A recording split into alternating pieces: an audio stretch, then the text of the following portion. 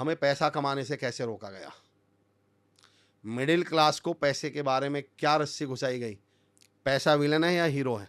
Villain है। पैसा भाई भाई के बीच क्या डाल देता है? दरार। रिश्तों में क्या डाल देता है? खटास। पैसा तो हाथ का मैल है। और मैं एक टर्म यूज करता हूँ, मैं इस पर जाऊंगा नहीं, एक टर्म यूज करता हूँ विरल भाई, that is called telekinesis. Telekinesis short में समझा देता हूँ आपको।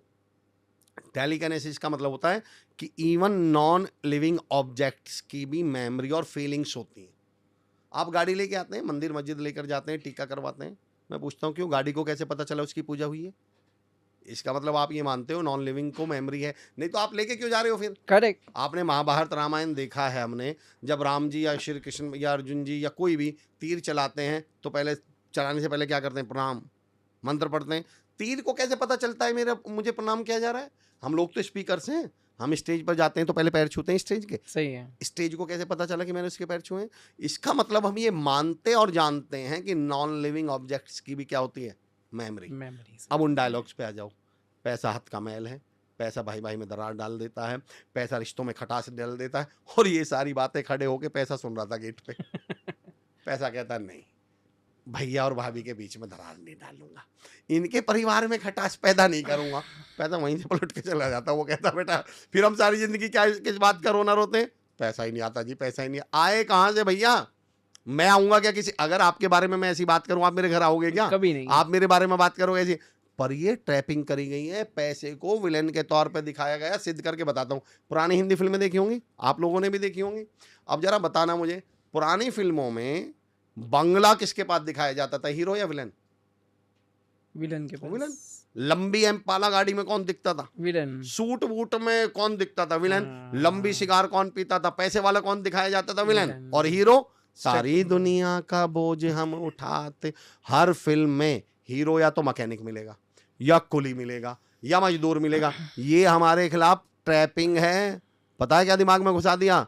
भैया अगर हीरो बना रहना चाहते हो ना तो मजदूर और मैकेनिक बने रहो। पैसे वाले बन गए तो क्या बन जाओगे? विलेन।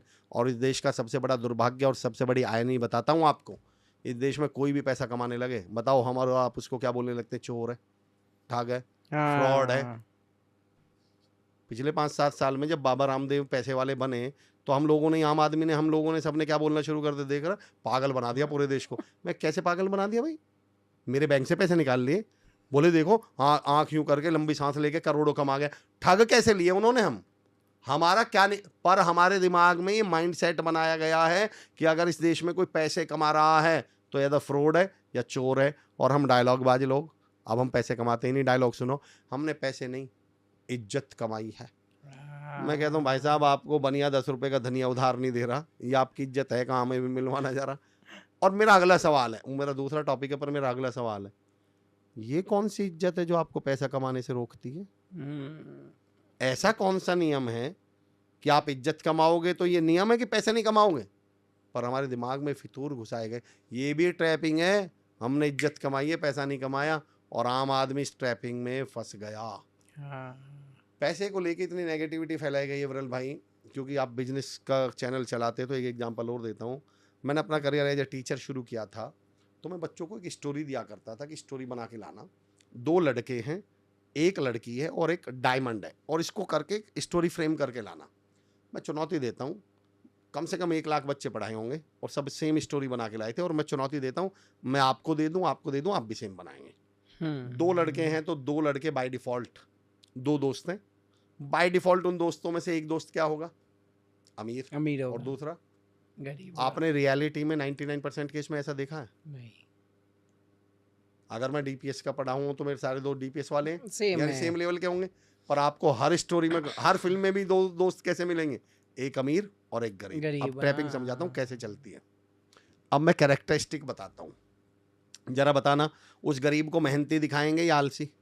मेहनती। कैरेक्टर वाला या याश? कैरेक्टर वाला। ईमानदार या बेईमान? ईमानदार। अब गरीब पर, अमीर पर आ जाओ। अमीर को क्या दिखाएंगे? मेहनती या आलसी? आलसी। कैरेक्टर वाला या याश? याश। ईमानदार या बेईमान? बेईमान। ये फिर ट्रैपिंग है कि अगर ईमानदार कहलाना चाहते हो, मेहनती कहलाना चाहते हो, कैरेक्टर वाला कहलाना चाहते हो तो गरीब बने रहना। क्योंकि पैसे वाले बन गए तो भाई ये कहते और हम ही डायलॉगबाज लोग, हम फंस गए इनके चक्कर में। मैं कहता हूँ दोस्तों, पैसा कमाइए, पैसा बढ़िया तरीके से कमाइए, अच्छे तरीके से ही कमाया जाता है, ये भी गलतफहमी। ये सब आप बिजनेस कोचिंग दे रहे हैं, मैं चाह रहा हूं यूथ समझे इस बात को। पैसा कमाने के लिए ना आपको झूठ बोलने की जरूरत है, ना बेईमान होने की जरूरत है, ना चोर बनने की जरूरत है। आप ईमानदारी से करोड़ों रुपए कमा सकते हैं, और ये सत्य है। इस ट्रैपिंग में मत फंसना आप लोग बिल्कुल भी। तो पैसे हर चीज के प्रति हमारे दिमाग में। और विरल भाई, क्योंकि तमाम हमारी बहनें, हमारी माताएं और तमाम यंग फीमेल्स जो हैं, यंग फीमेल एंटरप्रेन्योर्स भी इस पॉडकास्ट को सुन रही होंगी, तमाम बच्चियां, लड़कियां, उनसे भी एक बात कहना चाहता हूँ। आपके खिलाफ भी एक ट्रैपिंग की गई है, वो इस स्टोरी में आती है। There were 2 boys, a diamond and a girl. मैं विरल भाई आपसे चाहता हूँ, अगली लाइन आप कंप्लीट करिएगा। 2 लड़के बता दिए, एक अमीर है, एक गरीब है, ऐसा है वैसा है। स्टोरी आगे बढ़ती है। There was a girl and she was very, क्या वर्ड यूज किया जाएगा लड़की के लिए? Cute. She was very cute, beautiful. Beautiful, हाँ। ये लड़कियों के खिलाफ साजिश है। सुनना बच्चियों, ये क्यों नहीं कहा गया there was a girl and she was very intelligent? हाँ, ये क्यों नहीं कहा गया there was a girl and she was very hard working? ये हमारी बच्चियों के खिलाफ साजिश है। इनके दिमाग में घुसा दिया गया, खूबसूरत बनी रहो, ब्यूटीफुल बनी रहो, बिजनेस वुमन बनने की मत सोच लेना, एंटरप्रेन्योर बनने की मत सोच लेना, कामयाब हो। और मुझे दुख इस बात का, हमारी बच्चियां इस झांसे में आ गई। सारा दिन खूबसूरती की बात चलती। मेरा ये कहना है विरल भाई, मैं हर अपनी बच्ची से कहता हूँ, मैं कॉलेज में जाता हूँ सेशंस के लिए, कॉर्पोरेट्स में जाता हूँ, मैंने अपनी बिटिया से बोलता हूँ, मैंने कहा बेटा, जब कोई तुम्हारी खूबसूरती की तारीफ करे तो चिढ़ जाना। कारण बताता हूँ आपको। अगर कोई मुझसे इस पॉडकास्ट को देखने के बाद एक कमेंट आए विरल भाई नीचे कि अमर भाई आपकी हाइट बहुत अच्छी है, तो मेरी नज़र में उसने मेरी बेइज्जती की है। मेरा 1.5 घंटे का पॉडकास्ट देखने के बाद, इतनी बातें सुनने के बाद वो मेरी हाइट की तारीफ कर रहा है। पता है उसने इनडायरेक्टली क्या बोल दिया? कि बाबा कंटेंट वंटेंट तो कुछ नहीं था, तुमने बातों में कोई दम नहीं था। मैं आपके घर जाऊं यार विरल भाई, एक बात बताओ, आप मेरे घर आए, मेरी वाइफ नीतू नाम है उनका, वो आपके लिए चाय लेकर आए, और चाय का सिप लेकर आपका पहली लाइन क्या है? भाभी जी कप बहुत अच्छे हैं। तो ये कप की तारीफ नहीं हुई है, चाय की बेइज्जती ये है। बोला गया कि चाय वाय तो इतनी लायक ही नहीं है मैं कुछ बोलूं। मैं हर बच्चे से बोलता हूँ कि कोई आपसे कहे यू आर वेरी ब्यूटीफुल, आपकी इंसल्ट कर रहा है वो। आपके ब्यूटीफुल होने में आपका रोल क्या है?